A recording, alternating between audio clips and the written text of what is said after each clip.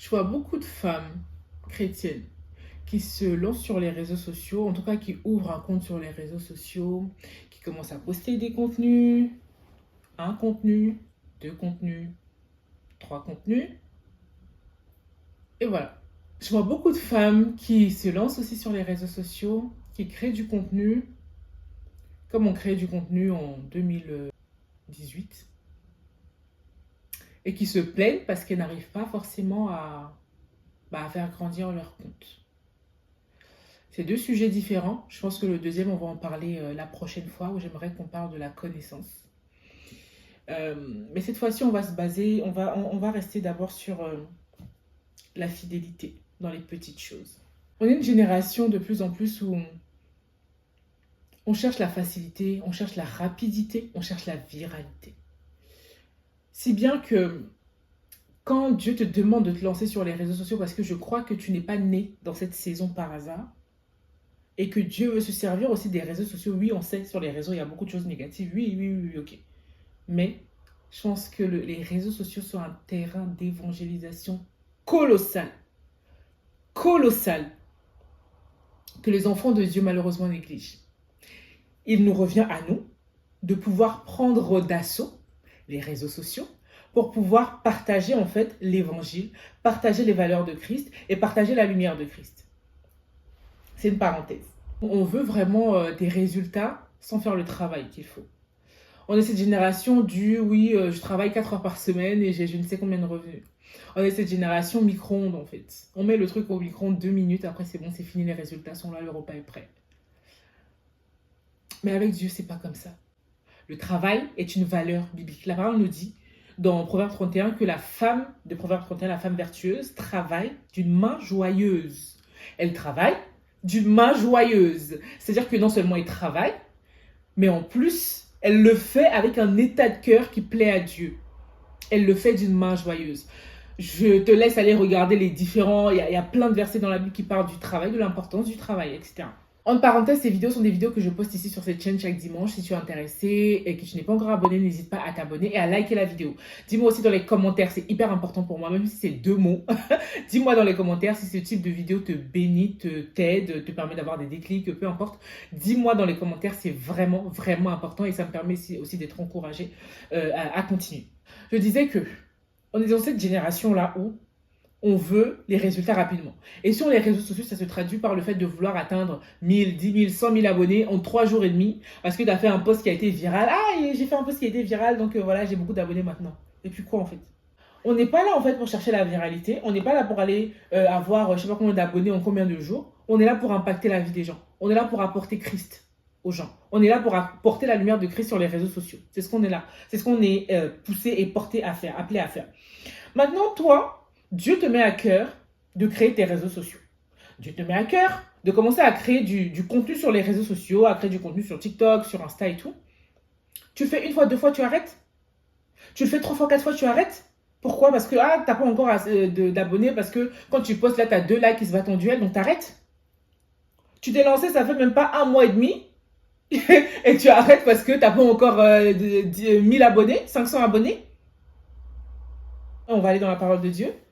Dans quand même, jusqu'à je me suis même perdue. Luc chapitre 16, versets 10 à 12, qui disent: celui qui est fidèle, là ça c'est la version second 21, après je vais lire la version de la parole vivante. Celui qui est fidèle dans les petites choses l'est aussi dans les grandes, et celui qui est malhonnête dans les petites choses l'est aussi dans les grandes. On peut même s'arrêter là, verset 10.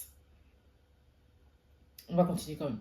Si donc vous n'avez pas été fidèle dans les richesses injustes, qui vous confiera les biens véritables? Qui vous confiera les biens véritables? Et si vous n'avez pas été fidèle dans ce qui est à autrui, qui vous donnera ce qui est à vous? Ah! Et c'est comme ça qu'on bloque ses propres bénédictions. C'est comme ça qu'on bloque sa propre destinée. C'est comme ça qu'on bloque en fait la volonté de Dieu d'agir dans notre vie. C'est comme ça qu'on bloque Dieu en fait dans notre vie.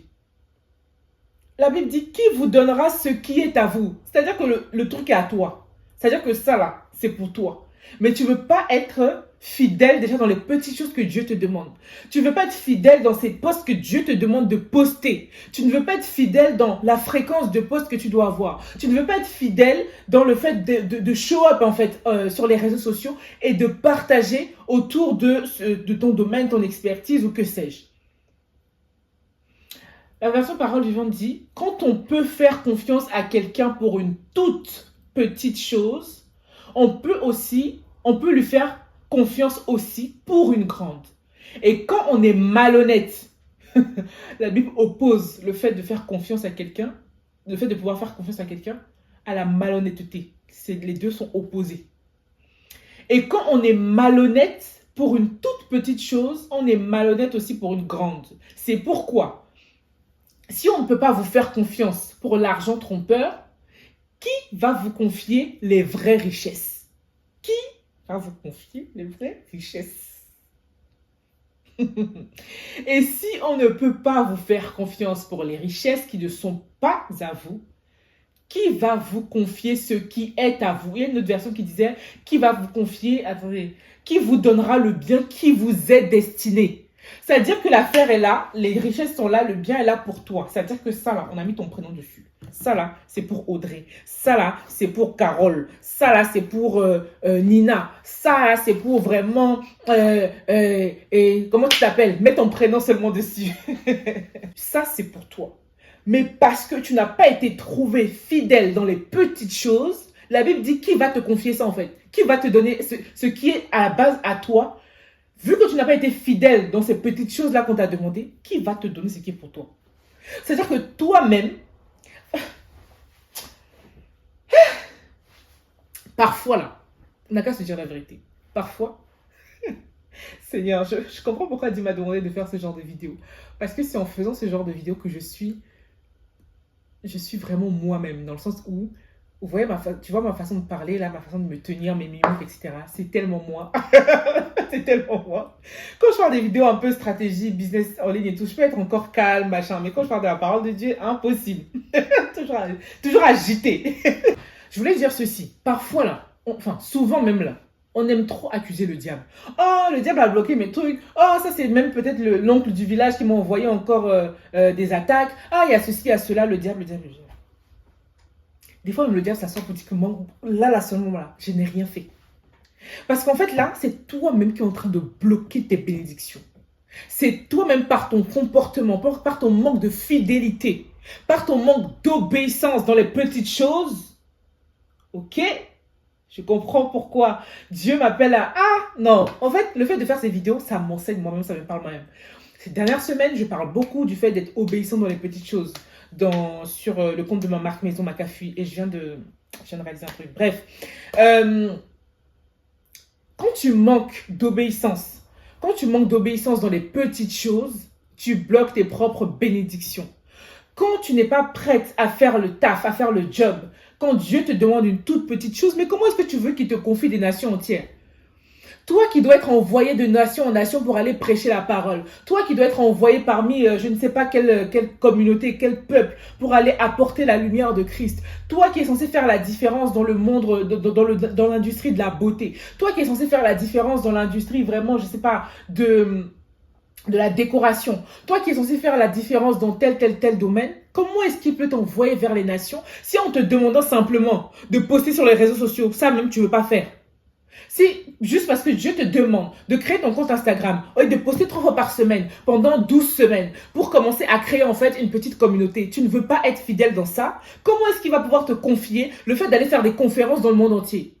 Et souvent ce qu'on a tendance à faire, et pourtant la parole de Dieu est contre ça, ce qu'on a tendance à faire c'est de mépriser ces petits commencements, de mépriser ça, c'est de dire ah mais là c'est bon, j'ai juste 40 abonnés en fait, c'est bon, j'ai même pas d'abonnés, franchement les gens ils s'abonnent pas, je comprends pas, en plus moi je suis là, je prends mon temps, je leur crée du contenu et tout, je ne calcule pas, mais t'as fait 4 posts là qui se battent en duel, ça fait 2 semaines que t'es lancé, t'as sorti 4 posts, t'as rien fait de ouf en fait, hein. Je suis désolée d'être dur, hein, mais c'est la réalité, t'as rien fait de ouf en fait. Ça fait 1 mois t'es là, t'as sorti 5 posts, t'as rien fait de ouf en fait. La parole nous dit dans Zacharie 10, Car qui a méprisé le jour des petites choses? La parole nous défend de mépriser les petites choses, en fait. Et vraiment, mon encouragement pour aujourd'hui, je pense que la vidéo a été assez rapide, mais mon encouragement pour toi aujourd'hui, je sais que j'ai été assez brutale sur certaines choses, mais c'est important qu'on puisse se dire les vérités. Et encore une fois, quand je parle dans ces vidéos, c'est pas pour te juger ou te dire tu fais mal, moi je fais bien. Moi j'ai mes batailles.